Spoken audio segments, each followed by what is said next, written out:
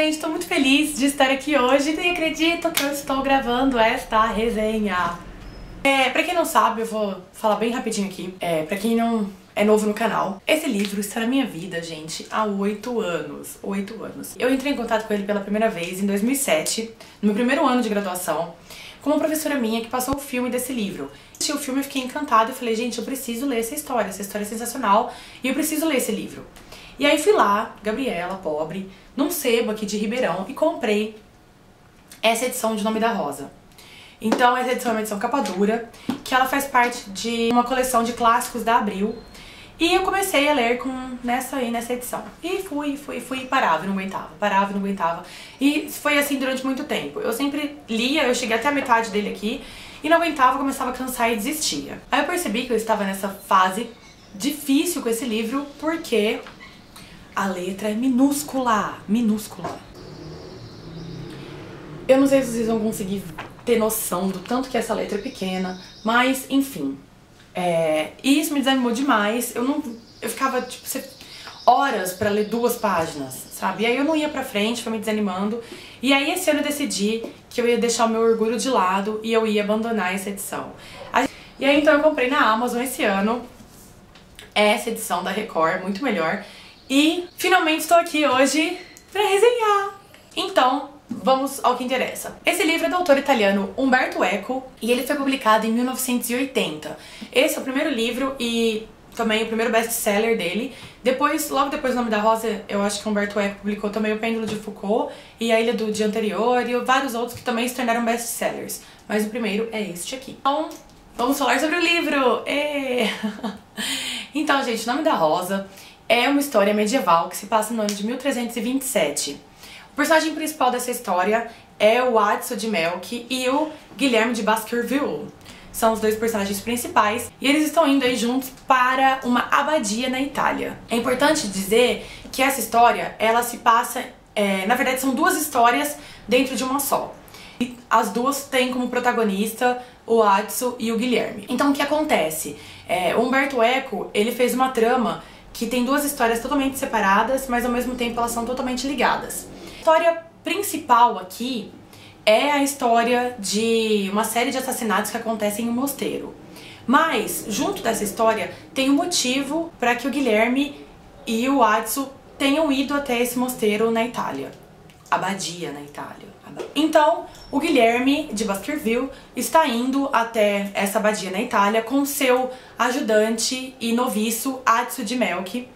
E eles estão indo a convite do Papa e do Imperador da Itália, porque a Ordem Franciscana, eles estão num momento aí meio delicado, principalmente no que diz respeito ao voto de pobreza deles, e ali aos redores da Ordem Franciscana tem outras ordens que estão tirando proveito desse voto de pobreza e tudo mais para fazer mendigância mendicâncias. E aí gera um conflito com a igreja que não preza pelos votos de pobreza e tudo mais.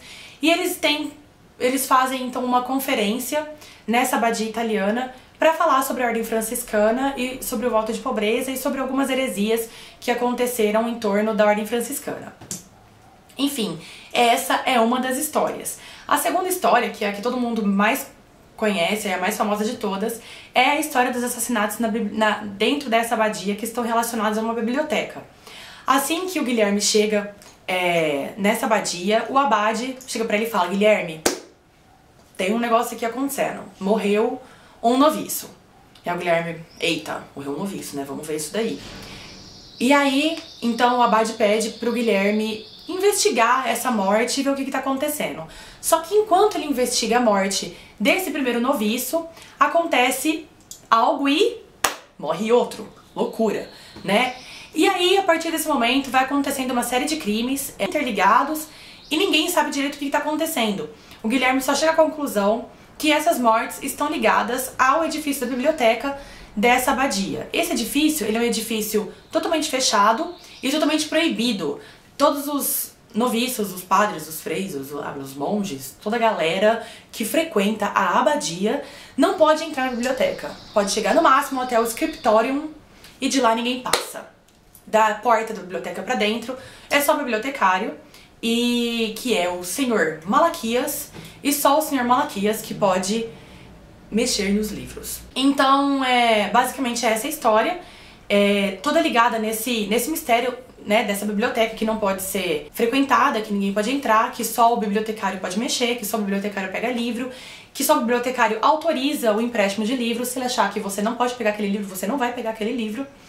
E tem todo esse mistério aí. Então essas mortes ocorrem misteriosamente, e o Guilherme chega à conclusão de que tá tudo interligado. E aí ele começa a investigação dele e tudo mais. Claro que ele dá umas entradinhas clandestinas na biblioteca e por aí vai. E aí eu paro por aqui pra não dar mais spoilers pra vocês, porque afinal de contas é um romance policial, né? Enfim. Ai, gente, como falar pouco desse livro, né? Não vai dar, vocês vão ter que me aguentar e eu vou falar, e vai ser isso.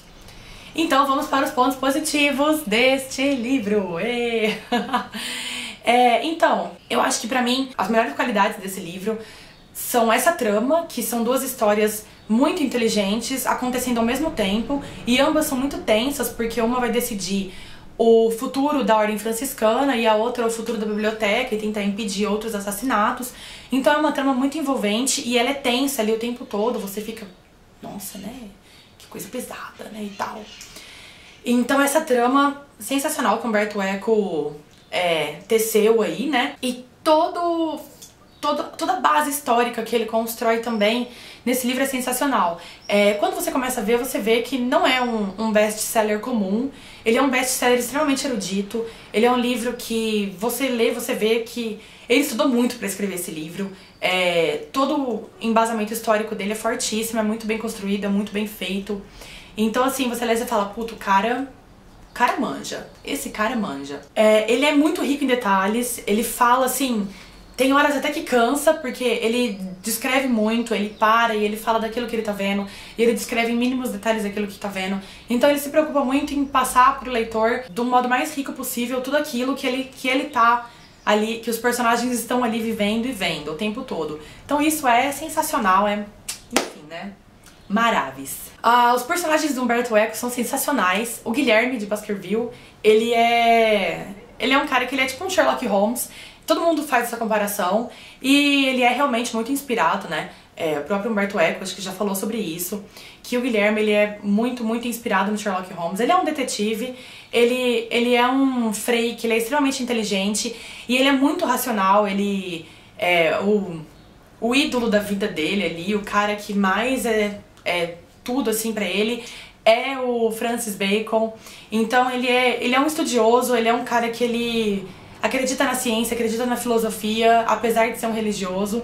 Então é muito bacana isso, esse homem de fé, que ao mesmo tempo às vezes duvida da fé, então é uma coisa sensacional. O Adso, que na verdade eu não comentei, né? Nossa, gente, até esqueci, ó, que louca. Esse livro é escrito todo em primeira pessoa e ele é o relato dessa história que é sob o ponto de vista do Adso. Então, gente, esse nome é bom, né? O Adso. O Adso de Melk, ele é um noviço alemão que tá ali aprendendo as tretas todas ali com o Guilherme. E esse livro, ele é narrado pelo Adso, já na velhice, né? Ele para e ele fala que antes de morrer ele quer narrar os fatos bizarros, inacreditáveis que aconteceram nessa abadia italiana. Então o livro é todo em primeira pessoa e é todo narrado por ele. Então é muito bacana porque ele é noviço, então ele é novinho. E ele é extremamente ingênuo, então a narrativa dele é bem bacana, porque você vai lendo e vai vendo, tipo, você fala, nossa, ele é muito ingênuo, gente, ele é muito bobo, né? Então é bem legal, e aí ele comenta, ele faz alguns comentários que ele na juventude, ele na velhice, então é muito bacana também. E todos os personagens desse livro são extremamente misteriosos, né? O Malaquias, o bibliotecário, você fica, esse cara, não sei não...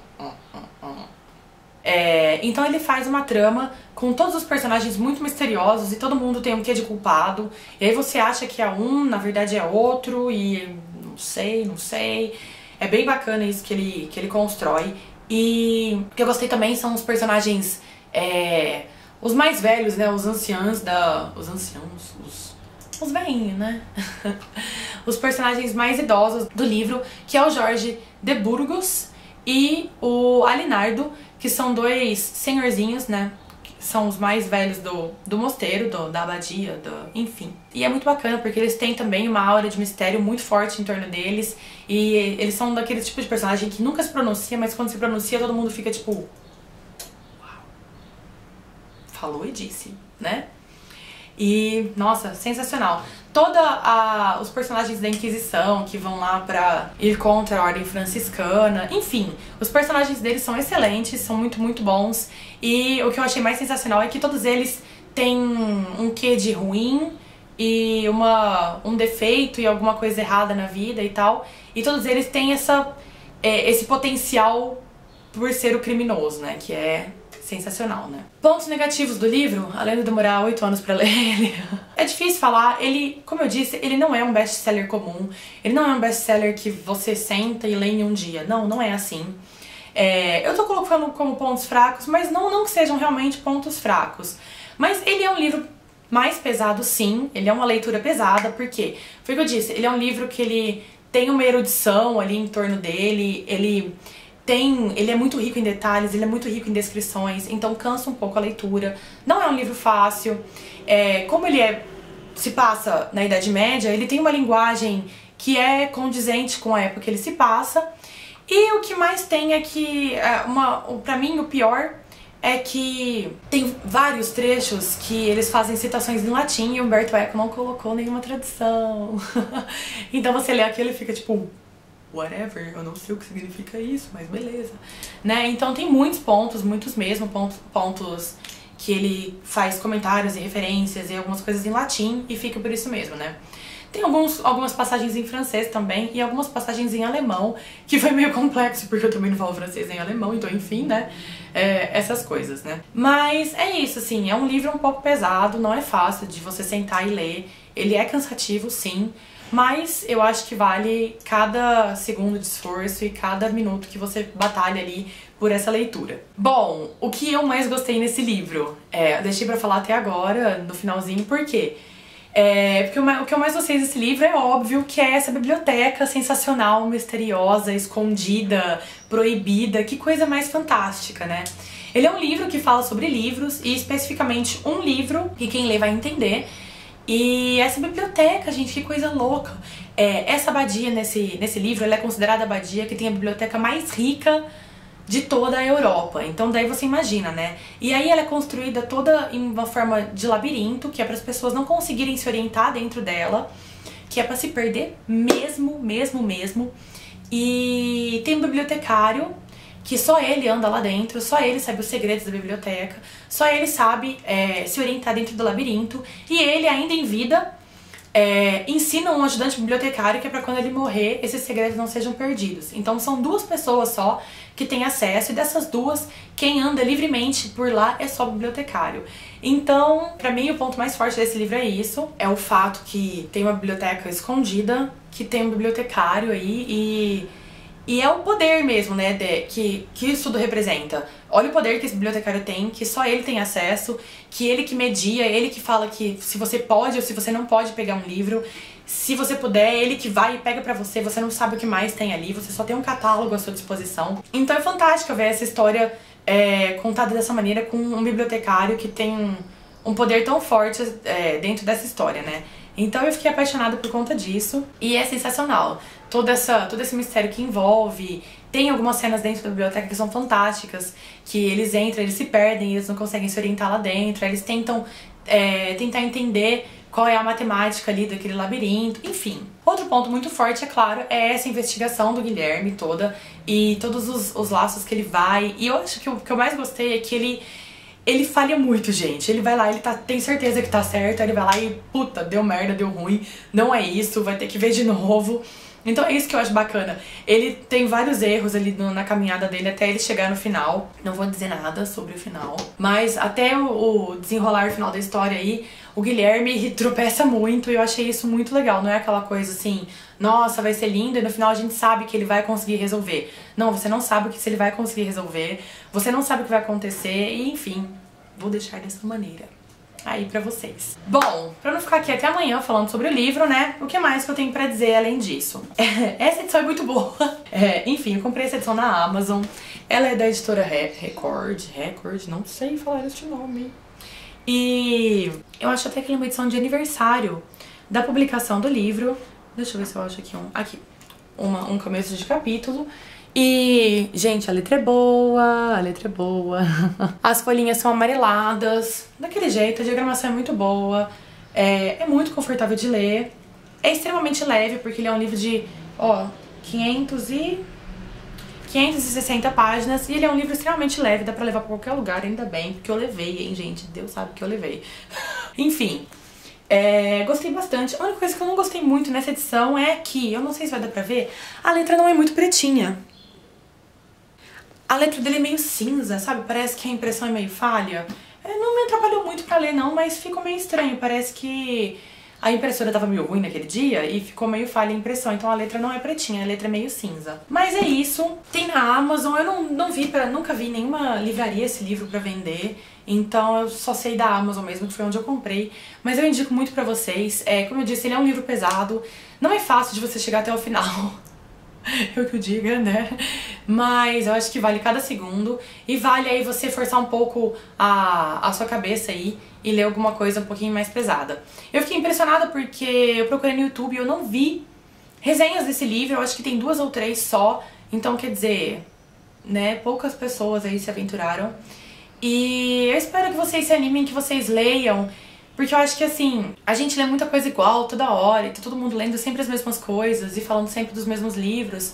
Então é bacana a gente sair um pouco daquela zona de conforto, daqueles livros fáceis, desses best-sellers que vendem aí, que estão estourados e tudo mais. Esses livrinhos com essa linguagem bem bobinha, né, que a gente sabe bem quais são e como são.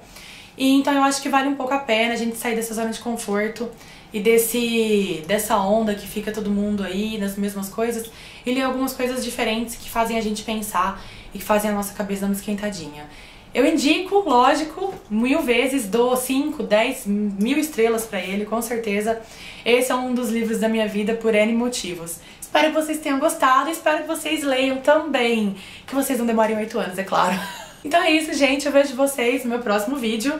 E se vocês gostaram, não se esqueçam de dar um joinha aqui pra me ajudar na divulgação deste livro de 8 anos em leitura. E não se esqueçam de se inscrever no canal para receber todos os meus vídeos e as minhas novidades. É isso. Tchau, até a próxima.